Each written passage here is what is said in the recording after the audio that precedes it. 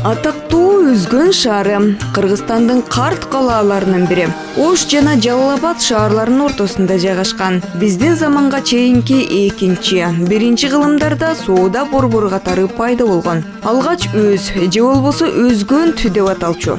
Соодагерлик уланып, кала өсүп, өнүгүп жүрүп, биздин замандын 8 жана 10 кылымдарына чейин Улуу Жибек жолунун маанилүү бир бутагы болуп калат. Өзгөн тегерете чеп менен корголгон кала болчу экен. Анын ар тарабындагы дарбазаларынан чыккан жолдор Кытай, Самарканд, Кашкар жана Фергана өрөөнүнүн бардык багыттарына алып барган. Ошентип 10-13 кылымдар аралыгында түрктөрдүн кубаттуу Каракан династиясынын борборуна айланат. Кийин негизги борбор Самаркандга көчүрүлүп, Өзгөн 2 жана эң негизгиси Илимей борбор болуп калат.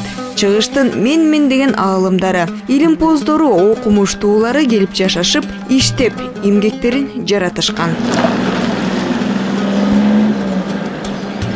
Өзгөн калаасы 3 шаристандан турчу экен. Анын экөөсү жок болуп кеткен. Ал эми бирөөсү азыркы Өзгөндүн Дал борборунда жайгашкан. Байыркы шаардан мунара жана мавзолей түрүндөгү архитектуралык имарат ушул кезге чейин сакталып калган. Биринчилерден болуп ортоңку мавзолей курулган 11 кылымдын башында. Ал шаарды көрүстөндүн кире бериш дарбазасы катары тургузулуптур. Каракандардын төбөлү Насыр ибн Алиге арналган. Бийиктиги 13 метрге жетет. Дуалдарынын кээ бир жерлеринде диний мазмундагы тексттер кездешет. Ичине ошол убакыттын султандары көмүлгөн дешет. Күмбөздөр болсо 12 кылымда курулган. Күмбөздүн ичинде Караханиттердин өкүлдөрүнүн сөөктөрү коюлган. Ал сөөктөр 1974-жылы археологдор казып, сөөктөрдү алып таштаган. Азыр бунун ичинде сөөктөр. Ортоңку күмбөздүн түндүк жагына 1152 жылы, түштүк жагына 1187 жылы жанаша дагы 2 күмбөз курулган. Түндүк жагындагы мавзолейде анын курулган мезгили жана батыш караханийлер каганы Хусейн Хасан ибн Алинин аты жазылган. Кумпасы жана дуалдары ак ылай менен кыналыштырылган кыштан тургузулган. Анын ичине да султан үй бүлөсү коюлган.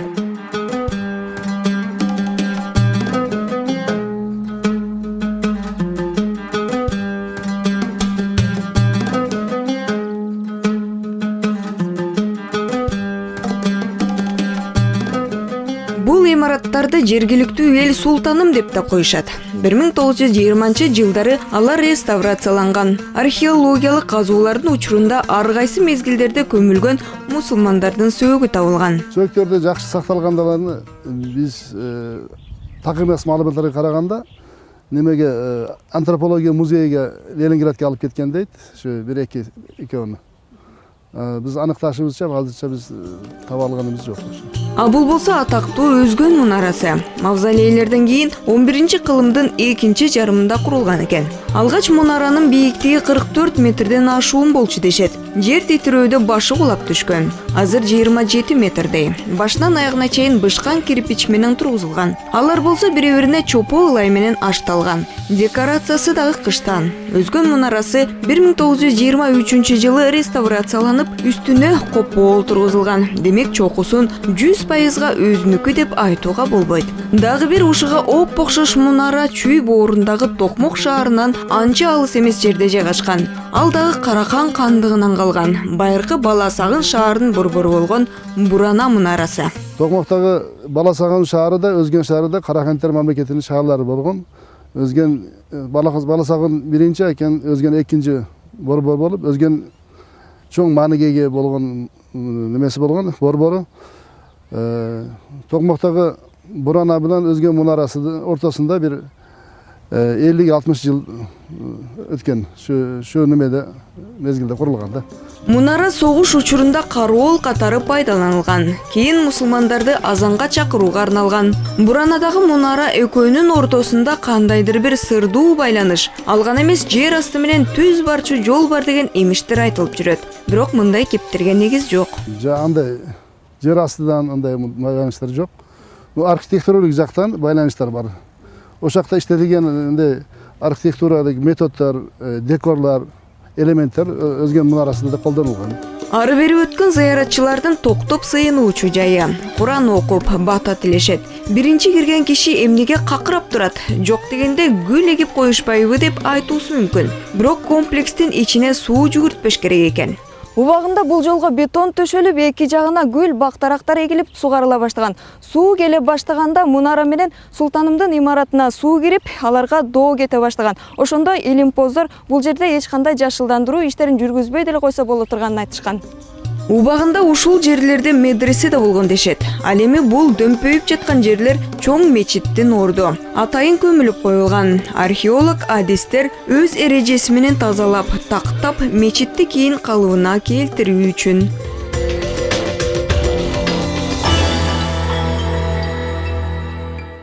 Алыскы Жоопая айылы. Кыргызстандын Тажикстан менен чектеш аймагында. Баткен шаарынан чыгып жарым күн деген дарың жетесиң. Эсиңиздерде болсо 1999 жылы алгачкы боевиктер дал ушул айылда байкалган. 2 айдан соң ракеталык чабуулга кабылган. Ошондо Мазар аймагы чек арачы аскерлерге берилип, чек ара пункту катары кызмат кылган. Бул 99 жылы боевиктер келгенде солдаттарга өтүп кеткен. Өтүп кеткенден кийин мынауну Yarılığıcı korpus deyimiz, birinci korpusunda 6 banna turgan yerde malkana kılışkan, kalganların derelerini buzgan, üstüne panellerini alıp ketken, üylerde, manal solovoylardan bazı kaynakları çıkarıp yok bolganda. Бул жерде аскерлердин кошо талашуунун чоң бир себеби бар. Ал касиеттүүлүгүндө. Касиет болсо жер алдындан атып чыкчу ысык суусунда. Аркабаятта кооптуу жол дейбизби же жөн гана жолго окшош жер дейбизби, ушул жерден күндө бир нече ирет чыгып түшүп турат. Тепкич сымал кертилген жерлери тик ылдый кеткендиктен аябай коркосун. Кокус жаза басып жыгылып кетсең, түз эле ылдыйда көбүрүк жагырып агып жаткан Сох дайрасына түшүп кетесиң. Бул дарыяны жергиликтүүлөр Кожошкен деп да коюшат. Дарыланчу жай жардын дал түбүндө. Дайра андан ылдыйда 100-120 метр төмөндө калат. Дары суулар дайранын боюнда 3 жерден чыгып турат. Кышында үчөөнүн тең пайдаланса болот. Ал эми жайында суу киргенде экөөсү суунун астында калып, бирөөсүнүн айланасы бетондолуп, дары суу ошол жерден жогору жакка насос менен чыгарылат.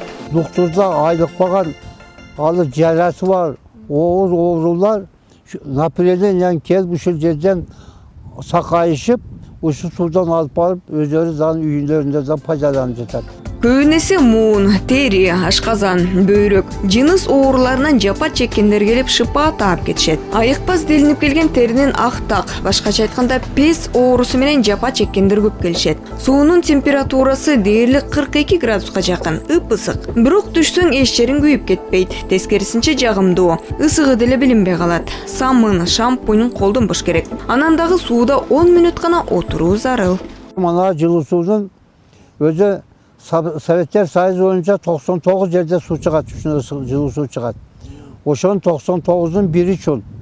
Bunun adamın denesiga en jagımdуулугу 41-18 gradus ошол жерде. Бул жердин суусу Москвадагы Минералогия институту тарабынан 1976 жылы иликтенип, курамында өтө көп минералдардын бардыгы аныкталып, дарылык касиети жагынан Союздун башка региондорундагы дары суулардан бир топ күчтүү деп белгиленген. Бул жерге кошуна Тажикстан, Өзбекстан, Казакстан тараптан да келип турушат. Бул азыр 34 химиялык составы бар, 24 ооруга жары. Bazı adamlar hazır kelip ayağı Leylek'ten, Alay'dan, Pişkek'ten, Kırgızistan'ın bazı aymaklarından kelip hazır derlenip ketişip jetat. Аркабаята шайыктык ролунда келгендерге акыл насаатын айтып, Куран окуп, тазалыкка үндө олтурат.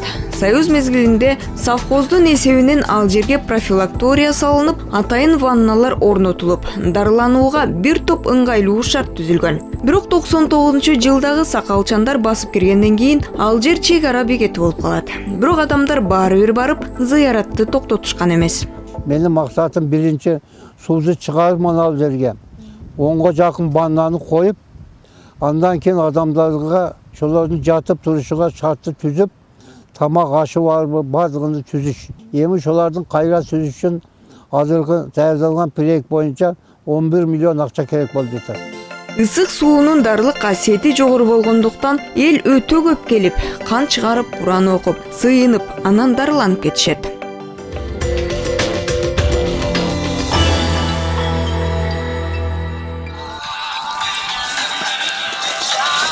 Өзгөн шаарына бараткан жолдун боюндагы Бостон айылы. Кадимки айыл, бирок башкалардан өзгөчө. Кичинекей бул кыштактын бир эмес дээрлик 4 көлү бар. Дал ушул жердин шылтоосу менен Оштун бул аймагы Төрткөл айыл өкмөтү деген аталыш алып жүрөт.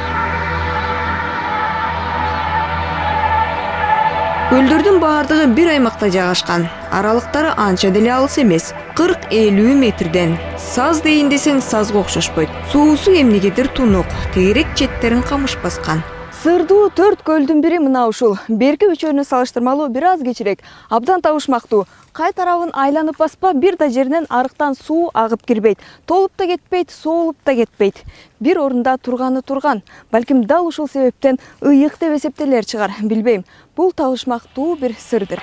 Бул көлдөр качан, кантип пайда болгон деле киши билбейт. Атам замандан бери кебелбей турат. Байыркыдан калганын ушундан бел араларында күмбөздөр орун алып, көрүстөн жайгашып калган. Бул жагдай көлдөргө ого бетер сырдуулук берип, кол тийбес жерге айланган.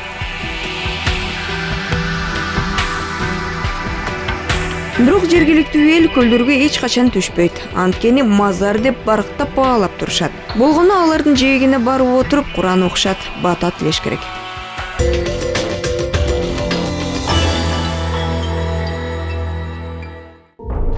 Ооба, таң калбай эле коюңуз. Kani Good деген аталышы чет өлкөлүк маркага окшогон үңкүр Кыргызстанда жайгашкан. Бул жерде кыргызстандыктар деле билишпейт. Алган эмес 20 чакырым аралыкта жайгашкан Самаркандек айылынын тургундары да ого эле жүрүшкөн болсо келип көрүшкөн эмес. Киргенден да коркушат. Бул жер бизде Kani Good деген жер. Ушу мен деле биринчи жолу келишим. Ушу келип карап, бул чуңкурлар көп экен. Ушу бирок чоң-чоң түз кеткендерге барышка корктук мына караганга. Бирок жомоктогудай эле. Kani Good тажик тилинен өлүмдүн кени, туңгуюктун кени, дайынсыздыктын кени деп которулат. Эл арасында жөн гана кирсе кайтпас кен, кирген киши чыкпай калат деген түшүнүк бар. Эмне себептен уникалдуу кооз үңкүр ушундай коркунучтуу уламыштарга толгон? Кептин баары чыгыштын атактуу ойчулу Ибн Сина калтырып кеткен жазууда жатат. Анда алгач биздин доордун башына сапар алалы. Акылмандар дүйнөнүн баардык алтыны менен асыл таштарын ааламдын ар түрдүү жерлерине катып коюшкан. Аларга ээ болуу оңой эмес. Мисалы Мараван Нахра өлкөсүндө тоолордун арасында жаткан Исфара деген шаар бар. Анын аймагында Гут деген жер орун алган. Акылмандар ошол жайга асыл таштарды катып туруп, баарын дубалап коюшкан. Айтымдарга караганда баалуу таштарды санап жетишпейсиң.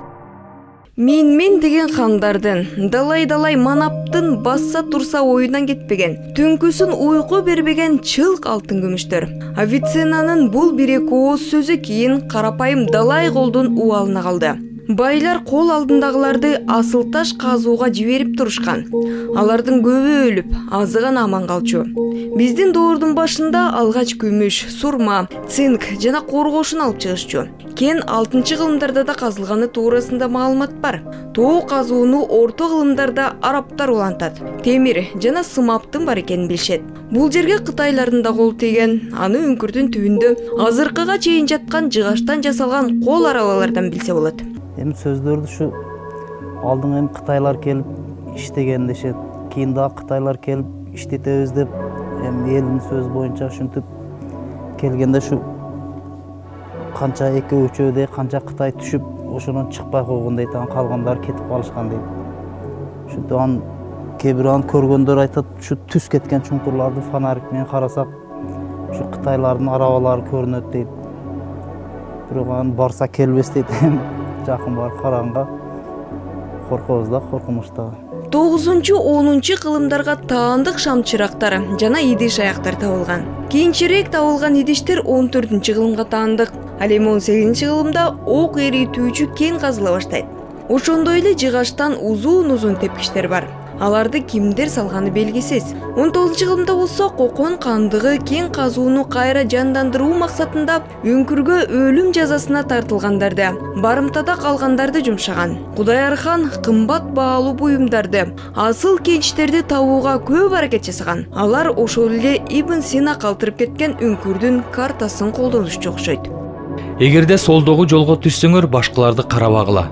Бат эле эсиңер ооп калат. Жазуулары бар плитаны көрсөңөр, айнек чектен өткөн соң колунда канжар жана кылычтары бар кишилерге жолугасыңар. Коркпогула.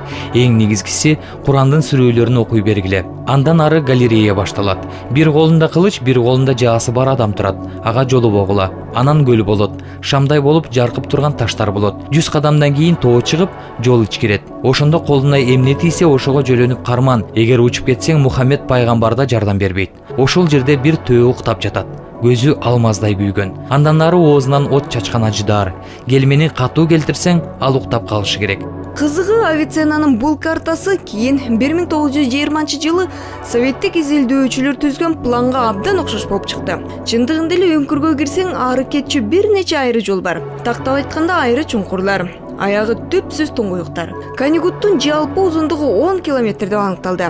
Бара берсең, жолдон акиташ шиштерин, кальцит, арагонит таштарын, гипс гүлдөрүн көрөсүң. Аппак гипстин узундугу 15 сантиметрге чейин жетет. Кара кристалл, малахит бар. Ал эми негизги кени күмүш. Геологдор 1 тонна кенден 15 кило күмүш чыгат дешет. Анан сымап, коргошун. Болгондо да уулуу коргошун. Чыкканчаң уулуу болгондуктан сөзсүз мурун кап менен жүрүү керек. Илгерки кен казуучулардын өлүмдөрүнүн көбү дал ушуга байланыштуу. Түбүнө чейин баргандар таштар арасында басылып калган байыркы кенчилердин сөөктөрүн, скелеттерин көрөсүң дешет. Шам жагылганда дубалдардан фантастикалык көлөкөлөр көрүнүп, сөөлөкөттөр тартыла берет. Жиндер жана перилер жөнүндөгү жомоктор ушинтип эле пайда болот окшойт.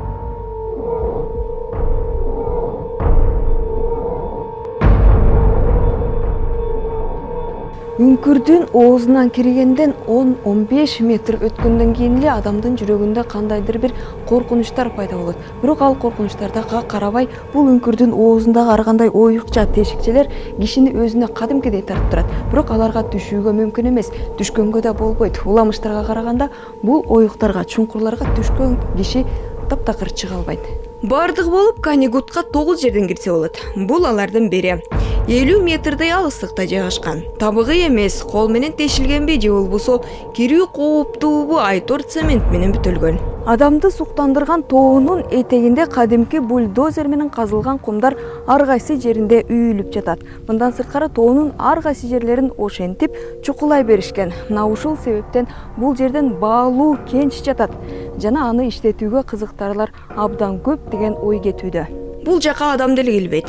Көп жылдык тынуудан кийин барган мейман биз болдук. Дал ушул киши келбеген себептүү Канигут үңкүрү тарыхый жана геологиялык баалуу табыгы музей катары өз боюнча сакталып турат. Ал эми түн ичинде байыркы кенчилердин кадамдары, жер алдындагы туңгуюктарда өлүп бараткан кулдардын онтоосу, жалгыз кирип адашып кеткен кенчилердин кыйкырыктары угулуп турат дешет. Канигуттун эң чоң сыры дагы адам тагдырларынын жана таштар алдындагы калган азаптардын сыры.